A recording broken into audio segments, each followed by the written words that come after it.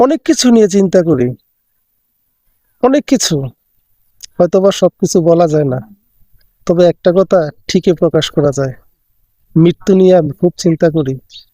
মৃত্যুর পর কবরে আমার সাথে কি ঘটবে, এই জিনিসটা নিয়ে আমি খুব চিন্তা করি।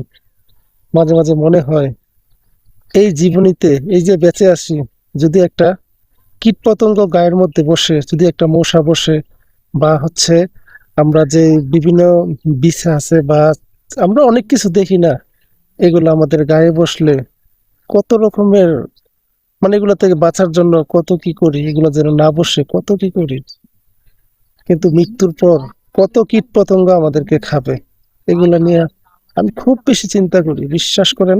অনেক চিন্তা করি, বিছানা ছাড়া ঘুমাইতে পারি না, অথচ মাটির বিছানায় শুইতে হবে। এটা নিয়ে আমি খুব চিন্তা করি। একবার আমি একটা কবরে দেখছিলাম, আমি নিজেই কবরটা খনন করছি। বৃষ্টি ছিল, বৃষ্টির কারণে ওনার কবর যেখানে শোয়ানো হবে ওইখানে পানি ছিল।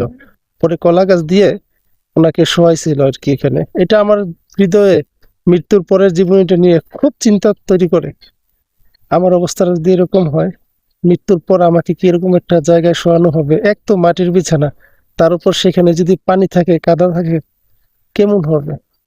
এই চিন্তাটা আমাকে গভীরভাবে উদ্বিগ্ন রাখে। গভীরভাবে আমি খুব চিন্তা করি এই বিষয়টা নিয়ে।